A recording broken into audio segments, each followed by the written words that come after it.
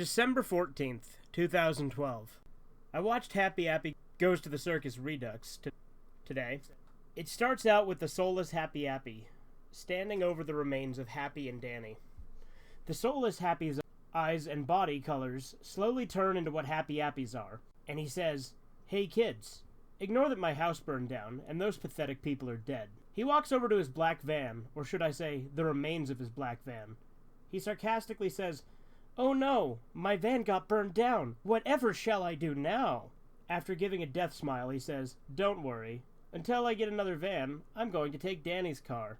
Happy grabs car keys from Danny's pants pocket, climbs into his car, and drives off. Happy is on a highway when he says, "Hey, since Danny returned, I felt very nostalgic about my other, less natural friends. I'm going to go see if the Banana Brothers are still in business."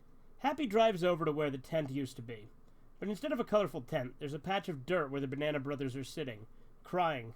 In the background, you can see a tower in the background being built that looks like the Freedom Tower. Presumably, this was where the towers were before they were destroyed. Happy walks over to the Banana Brothers and says, "What's wrong?" Ben Banana, who was the one in the top hat, said, "We ran out of money, and we don't have any more acts to work for us." Happy turns to the camera and says, "Don't worry, Ben and Billy. My friends and I will gladly give you money and some acts to restart your circus." The Banana Brothers are very happy to hear Happy's offering, and Happy goes off screen for a few minutes. During this, the Banana Brothers just sit there, not doing a thing. Eventually, Happy comes back with wads of money. He gives them to the Banana Brothers, and Happy says his acts will come in next week. It cuts to a week later, where Happy introduces his acts to the Banana Brothers.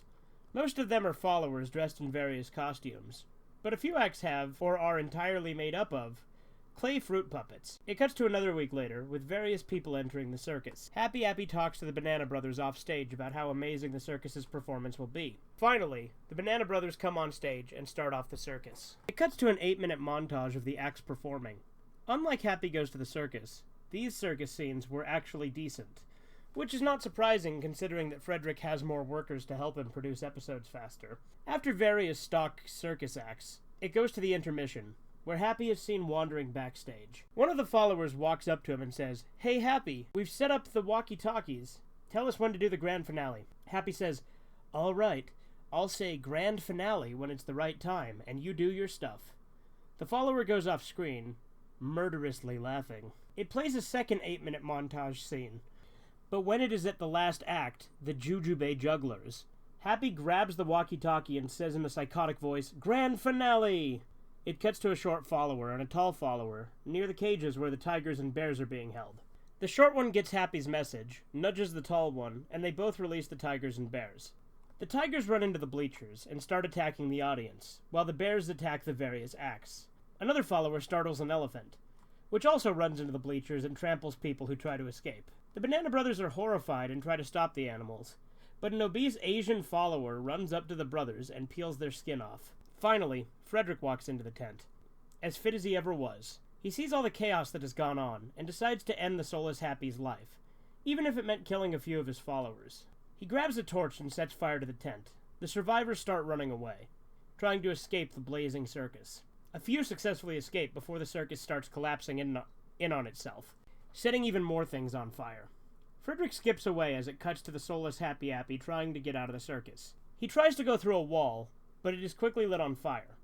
He waits until a piece of the wall collapses, and escapes through that route. For the rest of the episode, it shows the circus burning to a crisp, with various shots of the inside. At the end, there were no credits or a promo. All that was on the screen was an image saying, "The Followers, coming soon." Either it's saying the episode is coming soon, or the followers themselves are coming to your house soon. December 17th, 2012. Last night, I had a nightmare that I woke up on a playground. Frederick and all 40-ish of his followers surrounded me, all with that freaky death smile. I couldn't move, and every time I tried to, they all would walk closer to me. After what felt like a lifetime, I found the ability to stand up, and they all began attacking me like cannibals. It just felt too vivid to be a nightmare. I woke up in sweat, screaming. To calm myself down, I turned on the computer, watched some funny videos, and talked to some of my friends on the missing episode forums I usually visit. It was unsettling, because the time I was doing these things, I heard loud scratching and whispering at the window. I tried to ignore it, but it kept going on. Finally, I grabbed my handgun, which I pretty much have with me at all times, and shot through the window. However, there was nobody there. I guess the scratching and whispering was part of my imagination. Or am I just getting too worked up? I don't know. But no matter what, I will not let Frederick take over my life. December 18th, 2012. Someone broke into my email account and changed the password. How did he do that? I was online all night, and I would have known if he broke in. Oh yeah, and I looked in the videos folder and found HPY APY The Followers, part 1 of 2, .wmv in there. The entire thing was 4 hours and 15 minutes, making it the longest episode by far.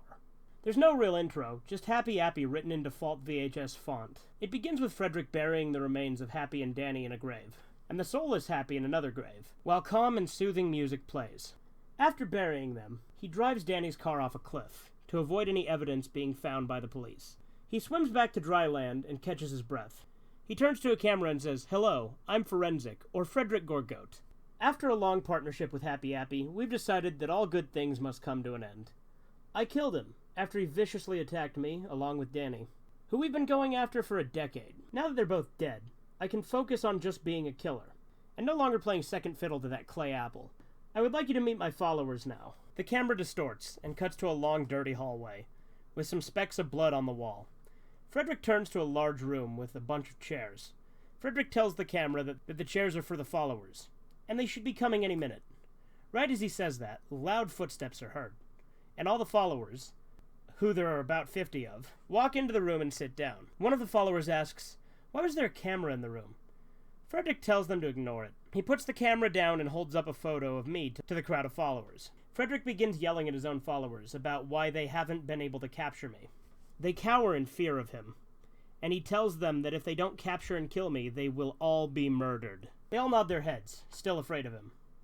And running out of the building, he goes with them, telling them to hide behind some of the buildings, because he knew that they were close to where I work at, and they would get me while I was driving there. When it shows outside, I immediately recognize that they were in the slaughterhouse. Frederick pulls out a cell phone, talking to his followers through it. It's like a walkie-talkie. After nearly an hour of just filler of him talking to the followers, he yells that he sees me, and they can jump out now. I quickly saw that this was from August 4th, because the same events play out. He drops the phone, runs at my car, and I run him over.